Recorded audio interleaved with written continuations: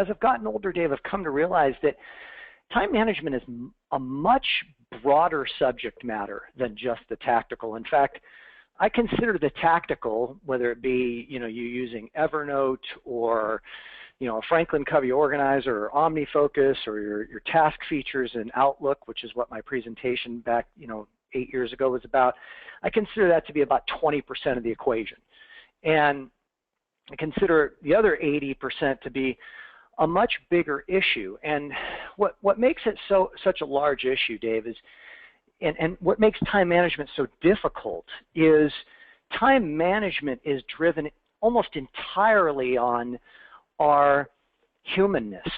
So the worries, the fears, and the beliefs that we're holding within our consciousness that have us making choices with what to do with our time. Because see, at the end of the day, time management is really about task management. It's about choice management. And I want to say that again. Time management is about choice management. I mean, we all have the same amount of hours in the day, and the highly effective people, those that are extremely successful, when you analyze their day, you realize that they are consciously making choices as to what they do with their time that are driving their success. And those that are struggling are making choices that are retarding or inhibiting their success. So time management, first and foremost, is about choice management. And many of us are getting better and better at doing the wrong things. It's about being aware of the things that we're doing on a daily basis. And it's about really understanding that first and having that awareness around, like, what are my hell yeses? What are the things that I should be saying yes to consistently because of the ROI that I'm getting and the quality of life that I'm getting? And what are my hell no's? What are the things that I absolutely cannot afford to continue to do, that are my blind spots, if you will? And what I find, Dave, is that successful people are saying hell yes to their hell yeses, those items that they have an option to choose to do on a daily basis consistently, and unsuccessful people are saying hell yes to their hell no's. So they're continually committing to doing things that are not ultimately serving them and are not getting them to the next level. Well, why do we do that? Well, a lot of it's based upon fear. A lot of it's based on misunderstanding. And even more of it is based upon a lack of awareness. Just really not even having an understanding, never having really taken the opportunity to sit down and do an inventory on all of the things that come up in their day and understand what they're choosing into, what they're opting into that's not serving them. And we work with, in the Leadership 360 program, we spent the entire first day in Costa Rica on the subject matter of time management, because I believe it's impossible to build a really great business and life plan, which is what we do down there. It's impossible to build a great business and life plan if you don't first have an understanding of what your hell yeses and your hell no's are. Otherwise, you're going to be populating your business and life plan with a lot of stuff that shouldn't be in there. So getting really clear and synthesizing that's really important. So what we've done is we've developed an entire teaching model around that. So if you don't mind, please, we'll go to the next slide, and we can kind of take a look at that model, okay? So let me explain what this model looks like. And Dave, I'm going to kind of go through it slowly, and if you want to chime in with any questions, feel free to. But this is what we call the genius grid, okay? And it's divided into 4 quadrants. The bottom right-hand quadrant is the zone of incompetence.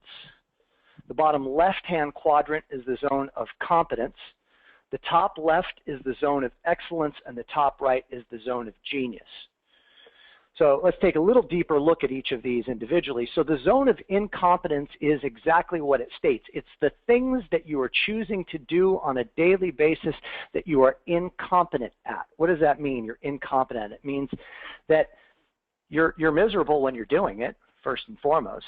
Pardon the expression, but these are the things that you truly suck at. I mean, you're not good at them. The results of your effort are poor. And I'm going to give you some examples in a moment as to how that like kind of plays out in my life, just to kind of bring this into the specifics. It is low ROI. So we know what ROI is, the return on investment of our time. So the incompetence items that you're doing every day are not paying you what you should be making on an hourly basis given your job description. And they are low ROE.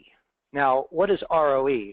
ROE is as my dear friend James Price has put it, and he was my coach at one time as well, is return on energy, okay? And this is the part that nobody ever measures, and frankly, it's the critical piece. So when we look at this grid for a minute, you notice there's a line that splits it, the top from the bottom, and it has an E associated with it, and that's the energy line.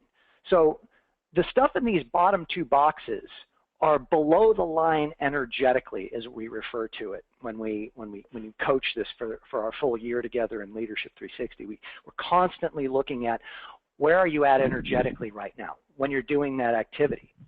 So imagine that you wake up in the morning, Dave, and you've got 100 energy chips. And the goal by the end of the day, if we're playing this little game, is that at the end of the day when you hit the pillow, you've got some energy chips left over. You're going to bed and you're not wiped out, you're not drained. Well, the unfortunate fact is that most people, because of where they're choosing to spend their time, they're hemorrhaging energy chips. So they're burning up energy chips very rapidly. They're choosing to do things in their day. And if you think about this, folks, what are the things that you're doing every day that really are a grind for you? I mean, they just really, really suck you of your wind and your energy. And by midday, you're just wiped out. You're like, God, man, this is just a drag. And then what we do is we resort to like jacking ourselves up on coffee and sugar in the afternoon so we can just get through the day. Okay, and then we come home from work and it's like 5:30, 6 o'clock, maybe 8 o'clock, who knows, and we've got to wind ourselves down because we had to jack ourselves up all day on stimulation. So then we knock down a couple of glasses of wine or cocktail or whatever just so we could be able to go to sleep. And this becomes kind of the pattern for a lot of people where they're spiking themselves and they're crashing themselves, and it's because of where they're choosing to spend their time. Okay, and then we're constantly running at a deficit. So it's like when you burn up all your energy chips today, then you have to start borrowing from tomorrow. And that's where people start to really feel wiped out and look a little bit older than they should be looking and all of that because they're constantly engaging in activities that are not really serving the fueling of the energetic being that they are. So back to this incompetence box. The time element of it, Dave, is that time moves slow. So what I mean by that is that when you're in your zone of incompetence and you're doing things that you're not competent at, that are low ROI and low ROE, the experience kind of looks something like this. You spend an hour on it and it feels like it was 3 hours. And I think we all know that feeling. It's just like, oh man, this is just not fun. And ultimately at the end of the day, you're miserable. So when we move over to the bottom left-hand box, we have the zone of competence. And this is the seductive box. This is the one that when we put people through the proprietary process that we've created on that first day of our Leadership 360 retreat, that first full day, we're kind of synthesizing out and inventorying everything that you do through a process that we put you through. And then we find that this box is the one that's most full. The one that most people are spending a significant amount of time in is their zone of competence. And the reason that so many people are in that box consistently throughout their day is because of the seductive nature of that box. See, the very nature of it is you're competent at it. You're good at it. I mean, you do a decent job. You get a result that is favorable. It's kind of the proverbial thing that most of us have experienced where it's like, I might as well do this myself if I want it to be done right. So you're continually engaging in these activities on a daily basis that you're getting a favorable enough result to where people are thanking you and they're complimenting you. Hey, great job. Thank you for doing that for me. And that's what keeps you doing it. It keeps you locked in to those activities. But the reality of it, when we take a deeper look at it, is that these activities are ones that really ultimately are holding us back from what we really want to have in our business and in our life. So let's take a quick peek at what the box says. So the results are good. As I said, it's very seductive because you get the attaboy, you get the pat on the rear end, you get the thank you, which all of us want. And the result is that they are low ROE, meaning the return on energy is not favorable. We're not getting a favorable return on our energy. In other words, at the end of the day, when we're done doing this activity, our energy is still low. It still feels like time is moving very slowly. And the return on investment of time is neutral to low. So an example of that would be this. Perhaps you don't particularly love taking 1003s in your business, but you feel like you need to do it because at the end of the day, the client thanks you and tells you, great job, I really appreciate it. And you kind of buy into this story that you need to spend an hour and a half meeting with the client and taking a loan application. But the reality of it is that when you're done, you're stressed out because you've fallen behind in your daily routine, your daily activities, and it creates a tremendous drain on your energy because it requires you having to fill out paperwork and go over disclosures, work up a good faith, all those types of things that you really ultimately don't want to be doing. Okay, so we really want to be mindful of how much time we're spending in our zone of competence. Before I move above the line energetically to the zone of excellence and the zone of genius, Dave, I want you to want to take a quick pause and ask you, are there any questions that you have or any comments? So first of all, I've already taken several notes myself. You know, you always have such a way of saying things, Tim. So, you know, one of the quotes I love that I'll be thinking about after this call is how you kicked off the call. You said, time management is all about choice management. It's such a truth in life. So I guess what I would ask is, anybody on this call, if Tim has said something so far that's really connected with you, share that with the mortgage coach community. You can either put that in the chat area like I did with that quote, or, you know, share it in questions. I want to know what you guys are pulling out of this and what you're gaining from what Tim is sharing. But no, Tim, you're crushing it. Keep going. I would just love to get a little more feedback from the community. And if we do have some time for questions for Tim, I'd like to know what those questions would be. So please put those in the GoToMeeting question section if you have questions for Tim. Keep rocking, brother. Okay, thank you. So quick summary. I'm gonna sum it up in a little different way for everybody to really hear, and I want to hammer this home. We are all energetic beings. Every one of us wakes up every day with a certain amount of energy at our disposal. Time management is choice management. It's about getting clear on your hell yeses and your hell nos. Too many of us are saying hell yes to our hell nos. We need to first get very clear on what our hell yeses and our hell nos are, and then start making intelligent choices as to where we spend our time, not just from a perspective of ROI, return on the investment of time, from a monetary perspective, but ROE, a return on our energy, because our health and our happiness and our joy are entirely dependent upon it. Too many of you are making really good money but are unhappy. What would it look like if you were making really good money and you had a big smile on your face all the time because the things you were choosing into every day were things that really brought you up and lifted you up? So let's take a look at how that would look. Let's go above the line energetically. Zone of excellence. Time equals reality. Meaning I spend an hour on an activity and it feels like an hour. It's relatively graceful, actually, when I'm in my zone of excellence. When I'm doing the tasks that are in my excellence box, it's not a grind.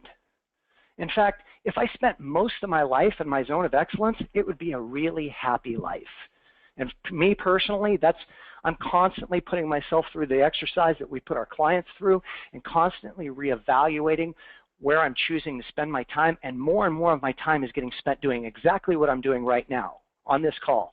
This is for sure in my excellence box, probably in my genius zone, which we'll get to in a minute. And the more that I'm doing stuff like this, the happier I am. So I'm really getting clear on where I'm choosing to opt in. Okay, the results when your excellence box are very strong. You're truly excellent at these activities. There are 3 or 4 things in all likelihood that you are outstanding at. Okay, and if you were spending more of your time doing those things every day, not only would you be making more money as a result of the strong results, you would have the high ROI, as it says in this box. You would also have a relatively neutral to high ROE. And what I mean by neutral is this. Okay, I'm not burning energy chips when I'm in the activity, and I'm not necessarily gaining any. It's just neutral. Okay, and again, if you wake up with 100 and you're not spending time in, below the line, you're spending time in your excellence box, you're not burning energy chips rapidly, you're going to finish the day in a pretty good mood. You're going to be able to walk in the front door, you're going to be able to be present with your family, you're going to be able to have a nice restful night of sleep because you're not going to be stressed out and wiped out. Let's move to the top right-hand box, and then we'll go through some specific examples. The top right-hand box is your genius zone, and this is the place that we all want to strive to get to. Again, it starts with getting really clear on what your genius is. Everybody that's in the Leadership 362 group, which has 10 people in it, and they're getting ready to graduate. They've been together for 11 months now. John Weller is an example who's been in this forum. He's in that group. At the last 3-day retreat we did here at my house in Los Angeles, we were really getting granular and synthesizing what the true genius is of every individual. And that's a real nice thing to be able to see, especially when a group's been together for a year. We're able to reflect to each other the genius that we see in the other person to really help them get super clear on that. So the characteristics of the genius zone are as follows. Time often stands still. Or another way of looking at it is this. You spend 3 hours on an activity and it felt like a half hour. When it was done, you were like, wow, like I can't believe that, that was 3 hours. I mean, that's when you know you're in the zone, okay? Like an athlete puts it. When they interview Kobe Bryant after he hits 8 3-pointers in the fourth quarter, and they say, hey, what were you thinking when you were on that roll? And he goes, I don't know, man, I was just in a zone. Yeah, he was in his genius zone. He was doing what he was put on this planet to do and what he is truly gifted at, and time really stands still when you're in that space. It is your true gift, and when you're in it, you experience joy, and the result of it is high ROI and high ROE. So when you're doing it, you're making good money because people are always going to be willing to pay for your gift, and instead of burning energy chips, you actually gain energy chips. So at the end of the day, you actually get energy chips put into your bucket that you're carrying around with you, and by the end of the day, you're feeling much more alive than you were before you started the day.